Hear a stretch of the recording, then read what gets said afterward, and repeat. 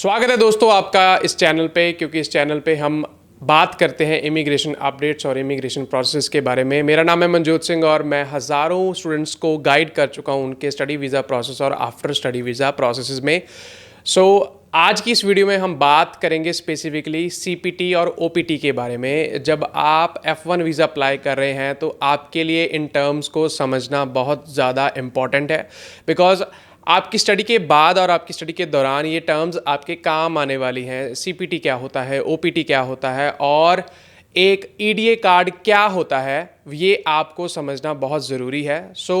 अगर आप चैनल पे नए हैं तो मैं आपको रिक्वेस्ट करता हूं कि आप चैनल को सब्सक्राइब ज़रूर कर लें, वीडियो को लाइक ज़रूर कर दें और बेल आइकन को ज़रूर प्रेस कर दें, क्योंकि जब भी कोई इमिग्रेशन अपडेट या कोई भी ऐसी इन्फॉर्मेटिव आपके लिए मैं डालूं तो आपको सबसे पहले इसका नोटिफिकेशन मिल जाए। चलिए शुरू करते हैं इस वीडियो को। सबसे पहले बात करेंगे सीपीटी क्या होता है। CPT stands for curricular practical training. ये एक ऐसा प्रोग्राम है जो आपको अलाउ करता है कि आप स्टडी के साथ साथ यूएसए में जब आप स्टडी कर रहे हो तो आपको साथ साथ काम करने की एक अपॉर्चुनिटी देता है। वैसे अगर आप किसी पब्लिक यूनिवर्सिटी में हो, किसी स्टेट यूनिवर्सिटी में, तो इसकी रिक्वायरमेंट मिनिमम 12 वीक्स तक की हो सकती है। आपकी यूनिवर्सिटी आपसे पूछ सकती है, they can ask you to work not less than 12 weeks. वो आपसे कह सकते हैं कि अगर आपने सीपीटी करना है तो आप मिनिमम 12 वीक्स का तो रखो कि आप अपने एम्प्लॉयर से कम इतना तो टाइम लेके चलो कि आप इतने टाइम तक काम करने वाले हो। और उसके बाद जो आपको सबसे ज़्यादा ध्यान रखने वाली चीज़ है वो ये है कि आप सीपीटी तभी अप्लाई कर सकते हो जब आप अपना 1 एकेडमिक ईयर कंप्लीट कर लोगे, दैट इज़ यूजुअली 2 सेमेस्टर्स। तो 1 एकेडमिक ईयर कंप्लीट करने के बाद ही आप सीपीटी अप्लाई कर सकते हो। सीपीटी अप्लाई करने के लिए आपको करना क्या पड़ेगा? सबसे पहले आपको अपने कॉलेज को इन्फॉर्म करना पड़ेगा और वहाँ के इंटरनेशनल ऑफिस को इन्फॉर्म करना पड़ेगा।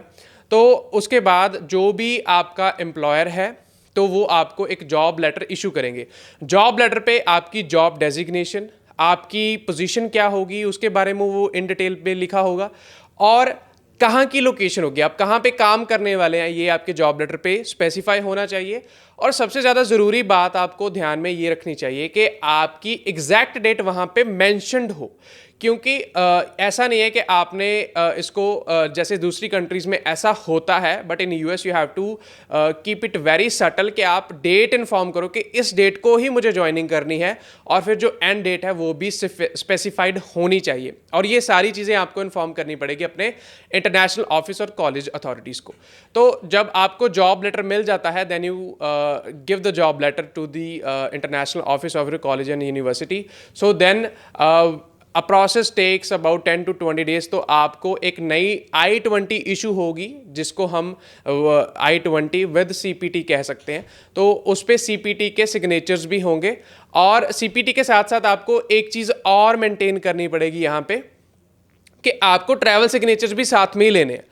तो अगर आपके ड्यूरिंग योर सीपीटी आपको इंडिया वापस आना पड़ा and then you have to move back to the US, you know that, तो बॉर्डर पे they are going to check specifically for the travel signatures. वो आपसे स्पेसिफिकली ट्रैवल सिग्नेचर्स ही मांगने वाले हैं। कोशिश करो जब भी आप सीपीटी अप्लाई करते हो, ऑलवेज मेक श्योर कि आपके पास ट्रैवल सिग्नेचर्स भी हों, so that you don't face any difficulty when you come back from India, if आपका अगर ऐसा कोई चांस बनता है कि आप जा रहे हो, ठीक है, अप एंड डाउन कर रहे हो आप। तो ये चीज़ आपको बड़ी ध्यान रखना पड़ेगा इन चीज़ों का। और अगर मैं बात करूं प्रोसेस की, तो न्यू I-20 जो आपको इशू होगी उस पर डेट भी वही मेंशन्ड होगी जो आपके जॉब लेटर पे लिखी है और एम्प्लॉयर का नाम भी मेंशन्ड होगा। So you have to check these things thoroughly while applying for a CPT. Now let's move down to OPT. जब हमारे पास स्टूडेंट्स आते हैं, खास करके अगर मैं नॉर्थ रीजन की बात करूं, तो बहुत बच्चों को ये कन्फ्यूजन होती है कि यूएसए में भी हमारे पास एक वर्क परमिट रहेगा। In US there is no work permit, in US there is no post graduation work permit. तो क्या करता है यूएस आपको ओपीटी देता है।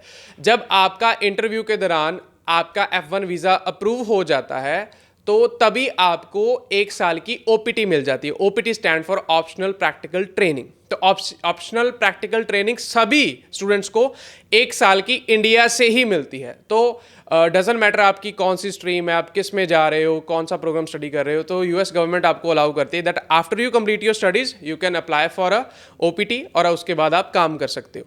नाउ जो students apply for their education, higher education under the STEM program, तो उनको अपॉर्चुनिटी मिलती है 24 मंथ्स की एक्सटेंशन की। They can apply for 2 years extension and उनका जो ओपीटी का ड्यूरेशन रहता है वो 3 साल का रहता है। अगर आप बिजनेस में जा रहे हो, मैनेजमेंट में जा रहे हो, तो आपको 2 साल की एक्सटेंशन नहीं मिलेगी। If you are going in to a STEM program, you are pursuing a STEM program that is science, engineering, technology and mathematics, तब आपको 2 साल की एक्सटेंशन और मिल जाती है। Now what's the process for OPT? When applying for a OPT, आपको एक चीज़ मैं बता दूं कि आप जितना जल्दी स्टार्ट करोगे it would be better for you, क्योंकि क्या होता है कि आपको जो अपना ईडीए कार्ड है, फॉर एग्जांपल आज आपकी ओपीटी अप्रूवल आ गई, तो विद इन 3 days आपको उसी लिंक पे अपना ईएडी कार्ड जो है वो अपलोड करना पड़ेगा on the link provided by your employer. अगर आप नहीं करते हो so there are going to be problems.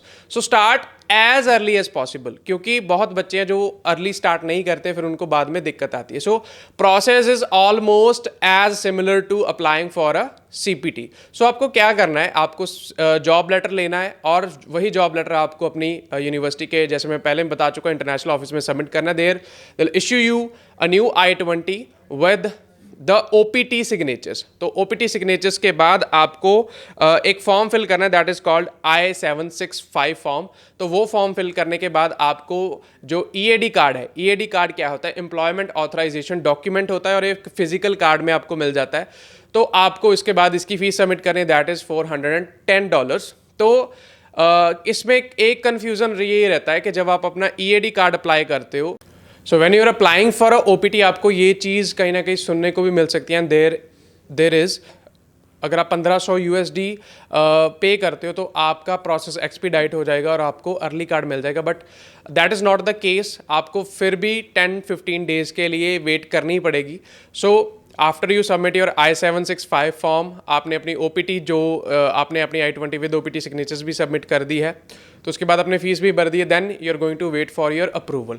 Now most of the students are confused कि अप्रूवल लेटर पे वो काम कर सकते हैं कि नहीं कर सकते हैं। उस पर क्लियरली लिखा होता है कि ये आप वेरिफिकेशन के लिए अपने एम्प्लॉयर को दिखा सकते हैं and you will also ask your employer if you can कि इसमें मैं काम कर सकता हूँ कि नहीं कर सकता हूँ। So they are going to refuse कि आप इस पे काम नहीं कर सकते हो। So you require a proper EAD card, जिसको हम एम्प्लॉयमेंट ऑथराइजेशन डॉक्यूमेंट बोलते हैं, वो आपको चाहिए होगा आगे अपनी OPT को कंटिन्यू करने के लिए। So that's all the information you need for your OPT and CPT। इस वीडियो में हमने बात की CPT क्या होता है, OPT क्या होता है और EAD कार्ड क्या होता है।